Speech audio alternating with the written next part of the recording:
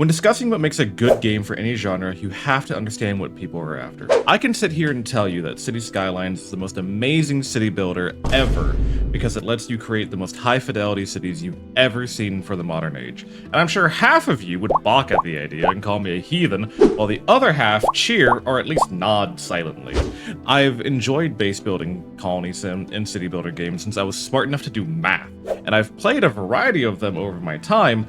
First among them was Anno 1701, which I think may have carved out how I perceive the genre and why I think a lot of modern city builders are straying in a direction that I don't particularly enjoy. But what is the foundation of a good city builder? I'm sure that most people who are going to be watching this video are very much aware of Maslow's hierarchy of needs, but for the sake of those who don't, it's this weird pyramid that tells you what you should be doing with your life, like a self-help book. Vague enough to apply to anyone, but specific enough that you can glean some meaning from it, like an old lady reading from the cards of the Renaissance Festival. It breaks itself down by starting at your base needs of physiological, what the body needs, like food, water, a box.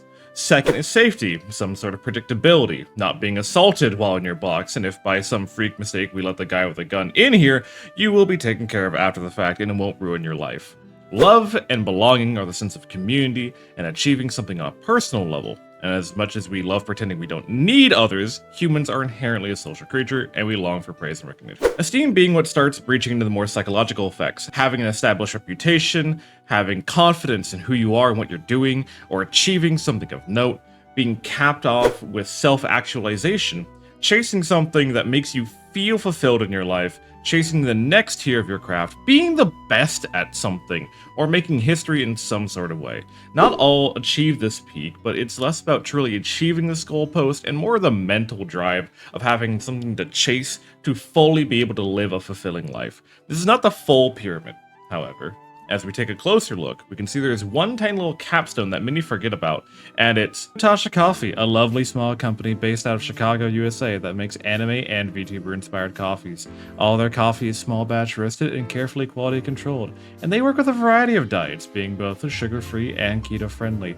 If you like coffee, cosplay, or cars, check out Itasha Coffee by going to itashacoffee.com or by clicking the link in the description. Code BARD at checkout saves you 5% off almost anything in the store, and remember to always support your small businesses and creators.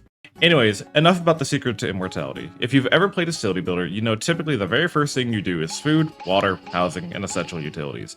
This is the bare minimum required to maintain any kind of living situation, regardless if it's one person or 1,000. This need being the bedrock of survival is also the one thing I think tends to kill a lot of games for me on if I find them fun or not. Because it's the one thing that either has its place and is going to be the first challenge you come across that will persist for the remainder of your run, or it becomes a slog and turns the game into simply making the number go up. And what makes those games fun or not, for me, I've come to realize, is that the solution of a challenge or a tier of your hierarchy of needs is not ever gone, and it will be there for the entirety of your playthrough. But how it evolves and how it interacts with the rest of the tiers, and the degree of which it becomes either part of the game or mindless hassle that ends up pausing the remainder of the game.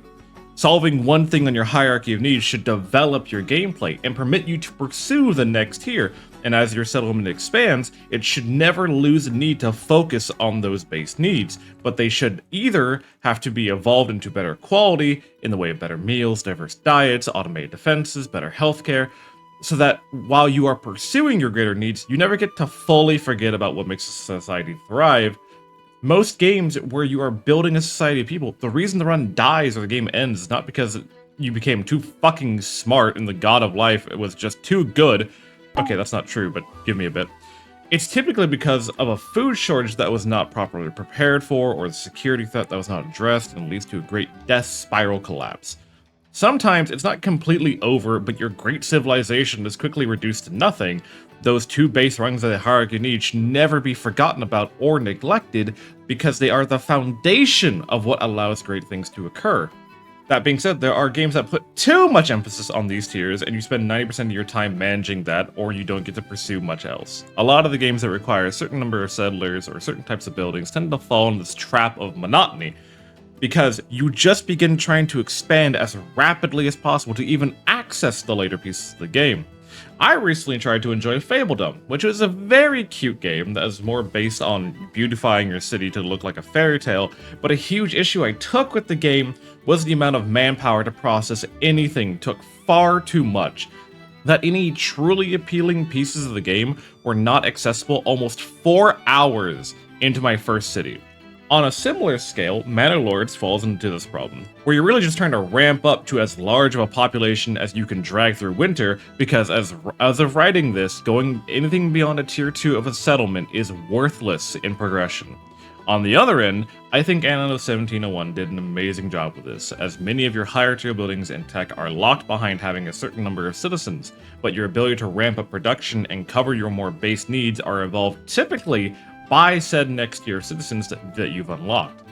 There is a flip side to this, however, where the late game does not have something worth pursuing. There is no end goal that feels rewarding to chase. I'm sure if you're watching a video about this, you're very likely to have played games similar to, like, I don't know, Stellaris or Civilization, where you've covered all your essentials, you are unrivaled, and now that you've passed a certain point of the game, the only thing that stops you from saying you've won is spending enough time to get to the end game screen.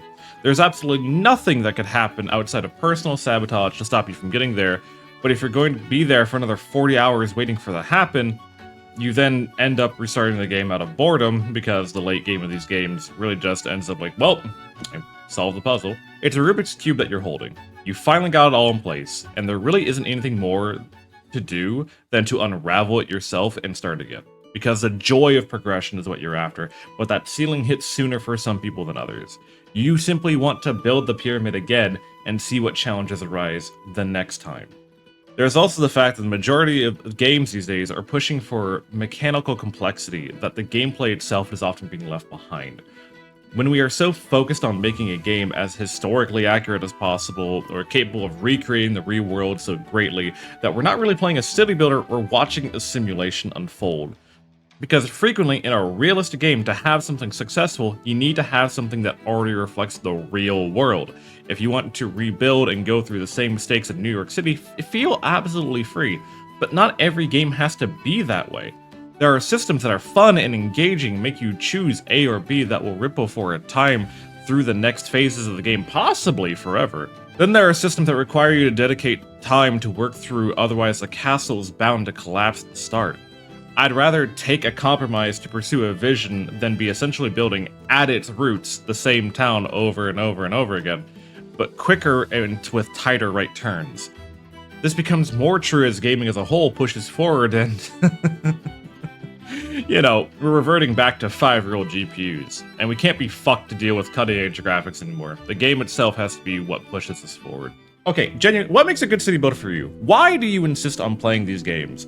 Because, as it stands for me, I have a hard time being convinced to buy new games because they feel like a rehash of what I've played half a dozen times, just with a different pixel count. These are the games that take a lot of time to really understand, long before any online platform refund window. So it's up to the community to give good recommendations to help rise up games that are currently struggling. Thank you for your time.